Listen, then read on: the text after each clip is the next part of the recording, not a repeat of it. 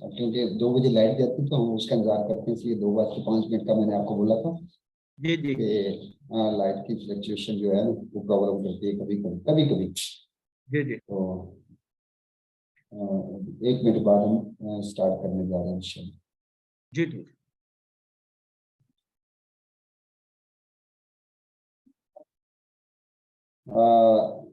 हम स्टार्ट करते हैं डॉक्टर नवीद इकबाल साहब। बिस्मिल्लाहिर्रहमानिर्रहीम। Dear faculty members and research scholars, Assalamu alaikum. I welcome all the participants in our 2-day seminar on behalf of Directorate of Advanced Studies.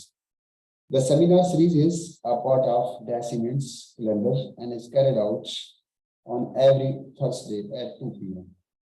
Today, the topic of our seminar is nanotechnology, miracle nanomaterials to enhance plant immunity. And it is presented by Dr. Navid Iqbal Raja, Associate Professor, Department of Botany. I hope this scientific talk will provide an opportunity to get in-depth knowledge on the topic. After the presentation, there will be questions answer sessions. Please, Dr. Navid Iqbal, over to Dr. Navid Iqbal Raja sir. Please continue. Respected teachers, dear colleagues and students, Assalamu alaikum. Today topic of my presentation is nanotechnology, miracle nanomaterial to enhance the plant immunity.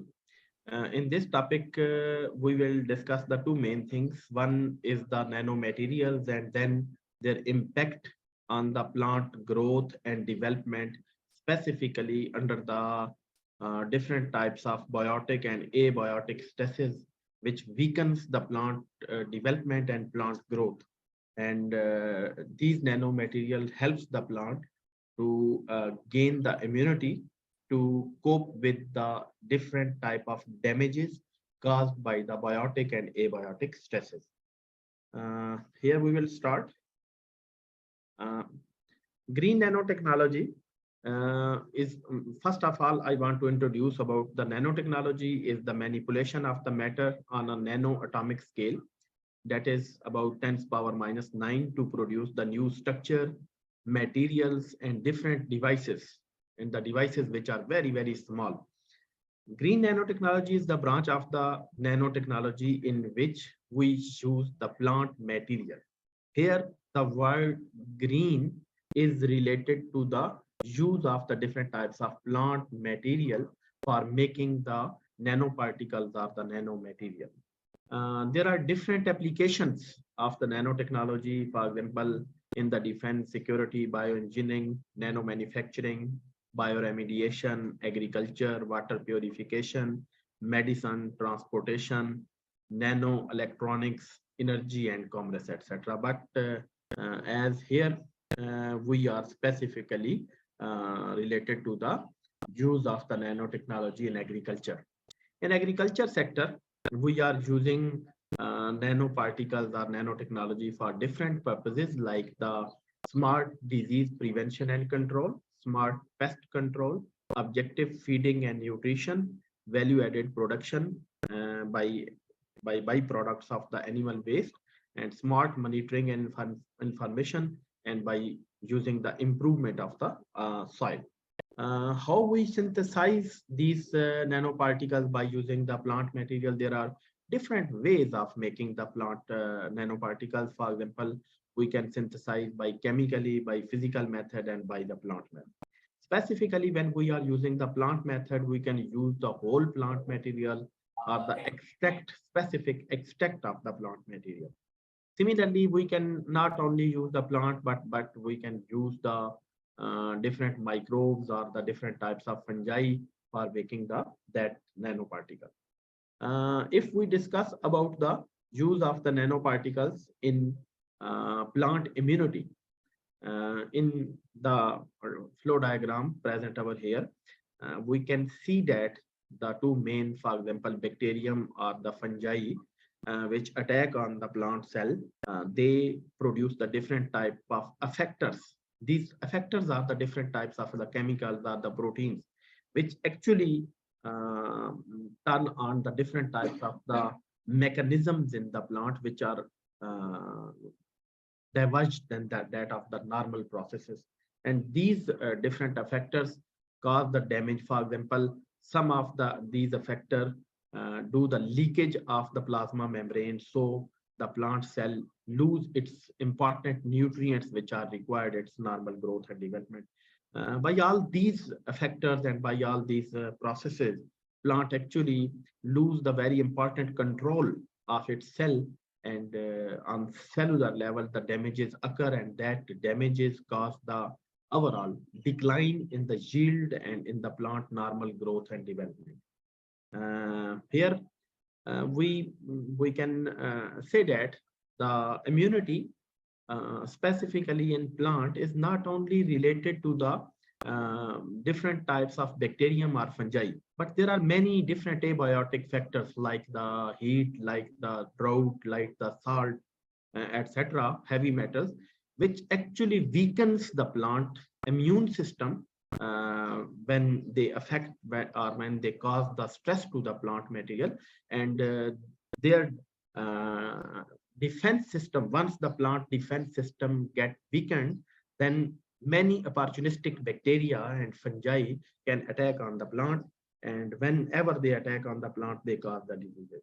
So we can use the nanoparticles not only directly to cope the bacteria and fungi, but we can also use these nanoparticles to cope with the damaging effect of the different stresses, which indirectly help the different types of the opportunistic bacteria and fungi to cause the diseases. Here is a little bit possible mechanism whenever a pathogen attack on the plant. First of all, whenever it enters the cell wall, the ultimate result is the production of the reactive oxygen species. And actually these reactive oxygen species cause the different type of damages to the plant. And when we are using the nanoparticles actually scavenge, actually decrease the production of these reactive oxygen species, and hence they cope the different types of they make the plants able to cope the different types of damages which are caused by the different type of diseases. First of all, we will study the role of nanoparticles in boosting the immunity against the abiotic stresses in plant. For example, whenever the abiotic stresses like salinity, drought, heavy metal, nutrients, temperature, etc., whenever they attack on the plant, they decrease the plant development, like morphological growth. Biochemical profiling can also get altered as a result of these stresses, and similarly physiological mechanism like the photosynthesis, like the protein synthesis, like the DNA replication, all these processes are badly affected whenever these stresses actually attack the plant. And nanoparticles improve the these proteins or proteomic changes so that they make the plant able to cope with that deleterious effect of these types of the stresses. For example, if we talk about the heat stress, so when the heat stress plant is in heat stress, like nowadays there is a climate change, and due to the global warming, the average temperature is increasing, and nowadays specifically in our region, the heat stress is badly affecting the wheat growth, etc. So whenever the heat stress is, plants relative water content decrease, membrane stability index get changed, chlorophyll A and B content get decreased, carotenoids and different types of the catalase and ascorbic peroxidases and mean antioxidant enzyme get reduced. Whenever we use the foliar application or the application of the nanoparticle through the water through soil, it increased the fatty acids, unsaturation, plant growth, pollen germination, seed set present, seeds yield, etc. Here is also another possible mechanism we find out during our studies. that different types of things which get decrease or increase. For example, nitrogen oxide get decrease, melanin aldehyde decrease. For example, CAT, SOD. These are the different antioxidant enzymes which get increased when we apply the nanoparticles, and these changes directly or indirectly make the plant able to cope with the heat stress. Here is the some of the publication of our lab which we publish. For example, we find out the effect of the silver nanoparticles on the growth and wheat under the heat stress. Similarly, we also find out the another paper, that is silver nanoparticle antioxidant defense system in the wheat under the heat stress. And there is a third other paper, biogenesis of silver nanoparticles specifically to treat cancer, diabetes, but we for this topic, microbial infection. There are different ways to cope with the heat stress or any other type of stress. Similarly, salinity stress, by elevating the salinity stress, we can we have work on the strawberry, and we find out that whenever we apply the foliar spray, its water uptake by using the selenium nanoparticles get increased. Shoot and growth, fresh weight, dry weight, chlorophyll content, carotenoid content get increased. Here also, ultimately, we found that whenever we apply the nanoparticles, these nanoparticles actually increase the photosynthesis and fluorescence ability of the leaves, osmoprotectants, and by activating, there is selenium also have a very important role in activating the immune system of the plant, specifically strawberry. And whenever it increase the immune system, it also help to cope with the plants, different types of the diseases. Similarly, selenium nanoparticles foliar application also increase the different types of antioxidant enzyme. On the other hand, it decrease in the H2O2 production, ROS production. Same type of work was also done in the pomegranate, and same type of the results we find out over here. We also published the work for the plant under salinity stress like this. Similarly, on wheat, we also found that the different germination, biochemical, physiological, yield parameters after the application of titanium dioxide nanoparticles, and we found that the titanium dioxide nanoparticles get also help the plant to cope with the salinity stress. Similarly, we also work on the drought stress, and we found that whenever we do the nano priming to the seed, it improves the seed germination on one hand, and on other hand, whenever the seed gets germinated in drought stress, it actually induces the production of ABA enzyme, abscisic acid enzyme, and that is the anti-stress hormone. And when the ABA concentration get increased by using the different types of nanometer, that ABA actually work as a vaccine for the plant.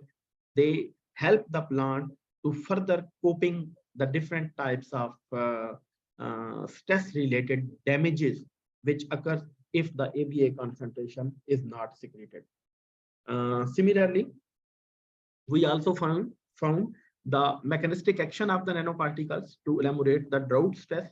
We found that when nanoparticles is applied to the seed, it helps to the seed germination, seed growth, plant growth and development, and then drought stress responsive gene like ERD1, EDA201, and many transcription factors, that are the different types of protein which actually turn on the different genes related to the drought. So these nanoparticles not only prevent the ROS, reactive oxygen species, but on the other hand, it also do induction or turning on the different genes which are related to the drought stress. And whenever these genes get turned on, they produce more proline, more glycine, betaine, antioxidant enzyme, photosynthetic pigment, and all of these things which are positively control the plant growth. We have also published the work related to the foliar application of biofabricated selenium nanoparticles to improve the growth of the weed under the drought stress. Similarly, we also investigate the different biotic and abiotic factors. It is a comprehensive review for the drought stress, and similarly selenium nanoparticles on the citrus and nanoparticles to combat with the heavy metal toxicity in the plant. Heavy metals is also very important problem in our soils, and these nanoparticles can be used to cope the deleterious or the damaging effect caused by the heavy metals. Whenever the heavy metal is taken up by the plant, these heavy metals mostly produce the free radicals, and these free radicals produce the oxidative stress to the plant, and that oxidative stress deteriorate the different mechanisms which are normally occurring in the plant. Whenever we use the appropriate nanoparticle in appropriate concentration at appropriate part of the life cycle of the plant, they induce the production of SOD, CAD, and POX that are the different antioxidant enzymes. And these antioxidant enzymes actually do the ROS scavenging. And whenever they do the ROS scavenging, it means the effect, the deleterious effect caused by the heavy metal also gets scavenged, and it get decreased, or its effect get reduced. Next is the mechanistic action of the nanomaterial to kill the plant pathogen. There are the different nanomaterials. They directly or indirectly affect the plant pathogens. For example, many type of the nanomaterial, for example, selenium and silver. Many of us know about the antimicrobial activity of the silver. Silver is being used from many years as a covering agent in sweets and in different products at our home. And actually, we wrap the sweets or different food products in aluminium or in the silver foil because of its antimicrobial activity. Nowadays, in market, we have the Lifebuoy with zinc or Lifebuoy with the silver, and these all have the antimicrobial activity. How do the silver actually combat the different types of the microbes? Still we are in the process of finding the exact mechanism, but a little bit we have find out that zinc also do the same type of effects, that it sequence the ROS produced by the different types of the microbes. Or on the other hand, many pathogen resistant gene which get turned on the application whenever a pathogen attack on the plant. It secretes the different types of protein, commonly we termed as the effector or eliciators protein. That proteins actually turn on normally the plant's immune system. Plant do not have the immune system like in animal body. In our body, whenever we ever get embraced with any of the disease, our body make the different memory cells, and that memory cells for last time remain in our body, and we can detect the invading or antigen if it at later stage of the life enter in our body, but plants cannot do it. Plants mostly have the systemic acquired resistance. Mean whenever they have affected by any type of disease, they make a systemic resistance in their body, and these nanoparticles help the different types of the protein and different types of the material which actually help the plant to acquire that type of the immunity. Application of nanoparticles to treat the microbial diseases, for example, in Arabidopsis thaliana, the work is almost published by using the silicon dioxide nanoparticles. Silicon dioxide nanoparticles actually close the stomata. There are many ways by which the bacteria and fungi enter the plant, and one of the main important gateway is the stomata. First line of defense in plant body, first line of defense is the epidermis. Stomata is the way, is the pore, is the way by which the many different types of bacteria and fungi can enter. Whenever the stomata is clogged by some type of the selenium or some other types of the nanoparticle, on one hand it has the positive effect, and on the other hand it has the negative effect. On one hand it can reduce the chances of entering the bacteria, etc. But on the other hand, it also do the blockage of the different gaseous exchange, which was normally normal function of the stomata. But however, whenever the stomata passed through to the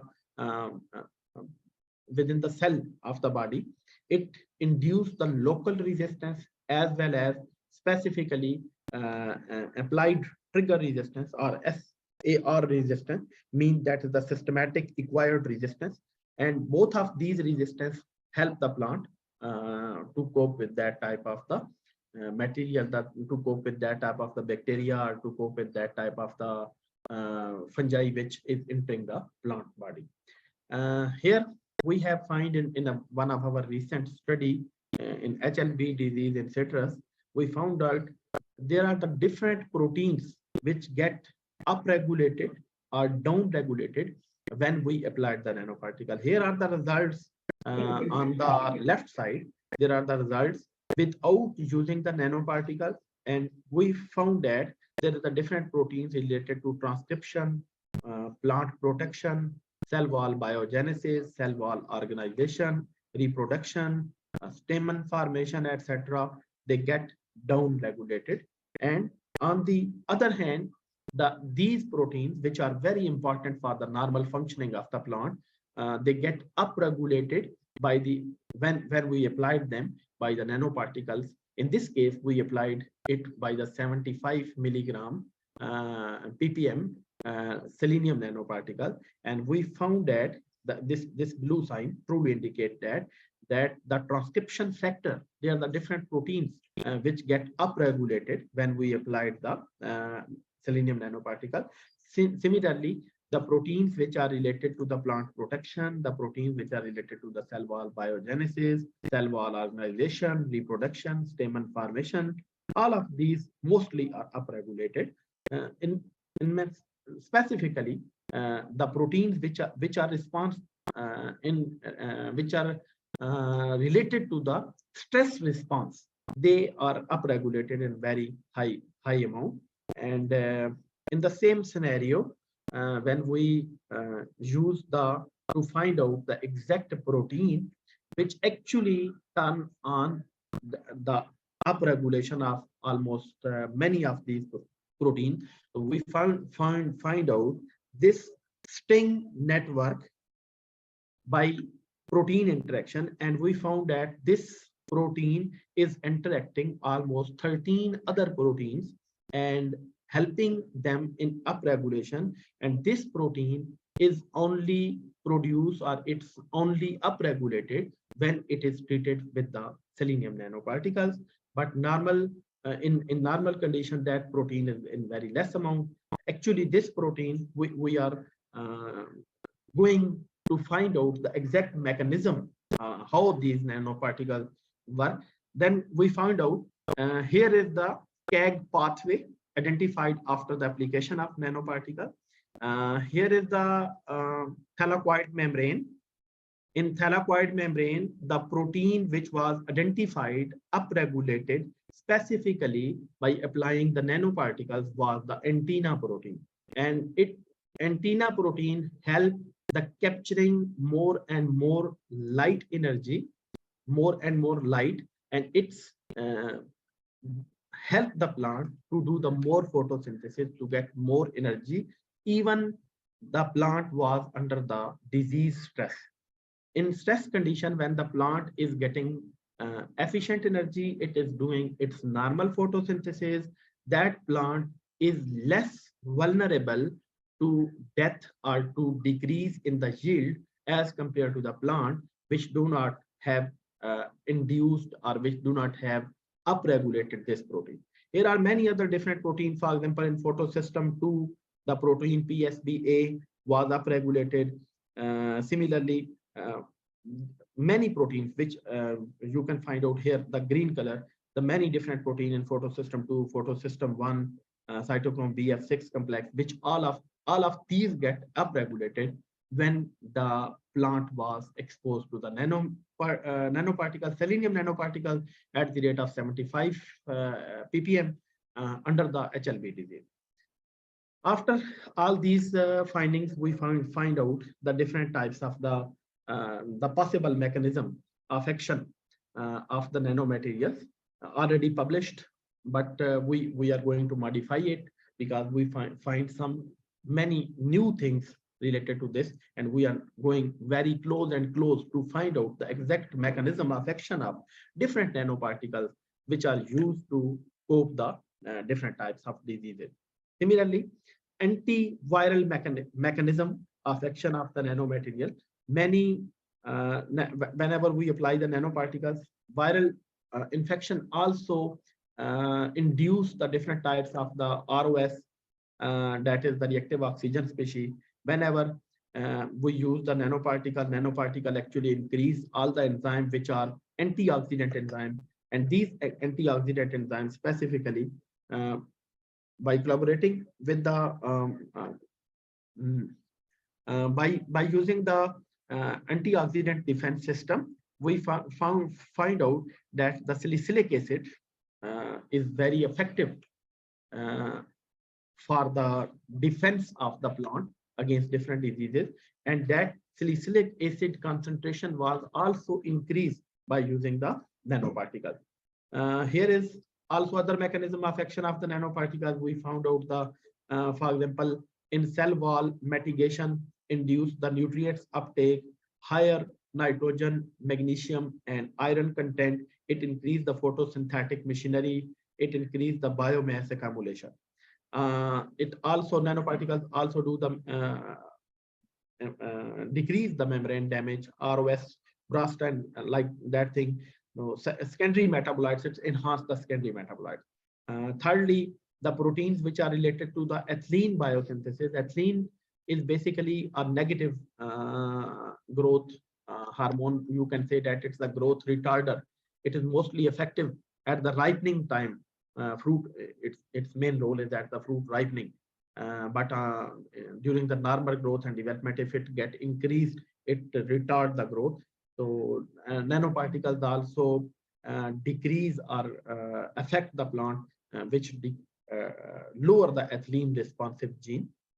Similarly, nanoparticles penetrates through the cell wall, uptake by the plant, interact with the different process inside the cell, changes in the, for example, it do the changes in the phytohormone. It also decrease the oxidative burst. It help the plant to cope with the conditions which are normally lead to the plant death. Here we also have some work related to the biotics test. For example, we find the antimicrobial and biochemical profiling of the quinoa to enhance the fruit quality and productivity. Effect of the silver nanoparticle and silver nitrate on the growth and rice under the biotic stress. Specifically in rice, we work on the aflatoxin, and we have patent formulation by IPO, and that patent is now going to be a commercialized product with the Sanjita Pakistan are interested in our product, and we are sooner or later will make a MOU with them, and then that product will be. It is very important for coping the aflatoxin in plants, in rice specifically. Aflatoxin is the one of the major problem in Pakistani rice, and few years back, if we look at the few years back, we can find that the Pakistani export of the rice was blocked, specifically high content of the aflatoxin. And if we use these formulation in paddy soils directly, we can control the growth of the different fungi, specifically asparagus, during the growth as well as after post harvest. We can also apply in these silver nanoparticles at a very less amount. We can say that less than the threshold value which was permissible to the human health. So we can control the aflatoxin. Similarly, response of the bimetallic, Ag, zinc, alloy nanoparticles, and urea to physiological attributes of wheat, that nanoparticles are actually being used to cope the different types of the wheat problems. Similarly, effect of the phytogenically synthesized bimetallic nanoparticle, nitrogen-based fertilizer to increase the wheat varieties. And later on, we also make a patent on this by using this formulation, and we are going to give it also for commercialization. Comparative study of antimicrobial and antioxidant potential of oleoferrugina, very important, specifically in skin diseases. Its nanoparticles are very effective, and selenium-mediated nanoparticles also do the biofabrication as well as the antimicrobial and antioxidant effect. Silver nanoparticle salts, morphological specifically in sugarcane. Similarly, against the canker, that is one of the major disease in citrus area. Pakistan is, I think, ranked 5 in world for citrus production, and canker is declining our yield around about 10 to 40%. And if we we have also made a successful formulation to cope the canker. Effect of phytosynthesized selenium and cerium oxide nanoparticles on wheat against the stripe rust disease. That is also one of the important major disease in wheat, rust and smut. And we can also manage the rust by using the selenium and cerium oxide nanoparticles. Similarly, titanium dioxide nanoparticles can also be used to control the a specific blight-like disease in wheat, bipolaris sarcania, and one of our PhD students work on it. The effect of the silver nanoparticles and silver nitrate on growth of the rice under different biotic stresses. And last one, I think, green synthesis and evaluation of the silver nanoparticle for antimicrobial biochemical profiling in quinoa to enhance the fruit quality. I think that paper is repeated. Silver nanoparticle elucidate the physiological, biochemical, and antioxidant modification in rice and asparagus flavors, as I have already discussed about the aflatoxin. Overall, we can conclude that nanotechnology is a promising component, combination of the two very important disciplines. For example, one is the, we can say that it is a multidisciplinary field. On one hand, as a plant scientist, we extract the plant, we add the different plant components for making the nanoparticles, then chemistry, then physics, and we can also say that on a specific way, that is the bioengineering. Many new procedures are underway for more appropriate utilization of nanotechnology in plant sciences. The development in the nanotechnology is not only limited to the plant, but it also multi-directional in many different areas of the life, nanomedicines, nanochips, etc. The world population is increasing day by day. We have many new innovative ideas. We have many new innovative technologies which are being used to enhance the plant growth, to cope the different type of the plant diseases. The main aim is to cope with the food security, which is the main problem, and we are going towards the food shortage day by day.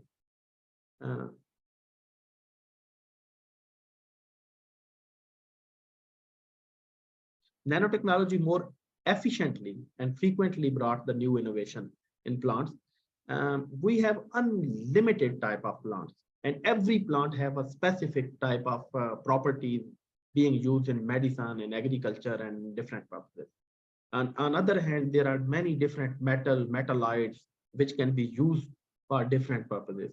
When we combine the different plant extract and different types of metals, we can design the nanoparticles of our own choice. We can make the nanoparticles of our own choice, and we can use it according to our demand or according to our requirement. The main reason for this science is achieving the tremendous impact nowadays is its ability to modulate the metals in their nano size. Although this nanobiotechnology has some negative implications in some plants as well, but this is another challenge and goal of the scientist that can be overcome by using the better technology, by using the more better procedure and strategies. The important thing is there is the use and misuse of any technology. If we use it without proper working, without using the proper procedure, then it has the negative effects also. In short, the knowledge of nanoparticles, which are the basic tool of nanotechnology, their interaction with the environment, plant cell, and the other biological system is mandatory to develop the more insight and vast utilization of this technology. That is our lab group. We are working in collaboration. Thank you very much. Thank you, Dr. Navidi Bharade sir. Please, any question? This session is a question and answer.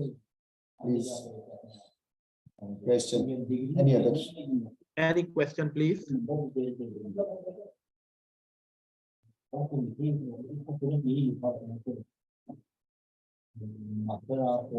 Please, any question for the participants?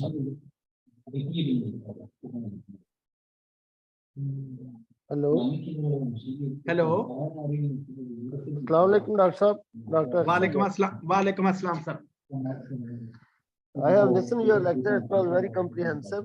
As you told us, you have studied, you have applied nanoparticle to control aflatoxin in case of rice, I think. Yes, sir. Aflatoxin is a big problem in the chili as well. Have you applied on chilies? Nanoparticles applied on chilies or not? Or not yet?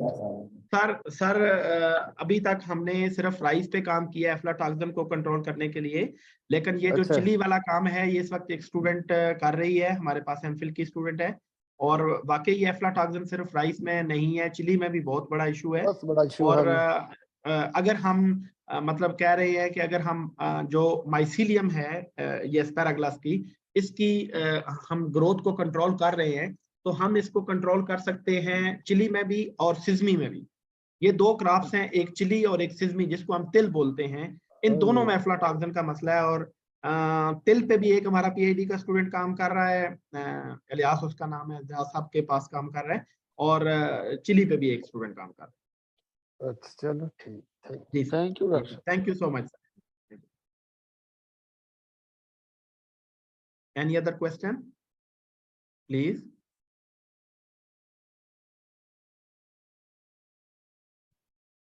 No question, please. Thanks a lot, Dr. Navidi Bharade sir, for delivering a very informative lecture on the subject. I would like to thank all the participants for their participation. Thank you, Dr. Sir. Thank you. Thank you so much. Thank you. Thank you. Okay.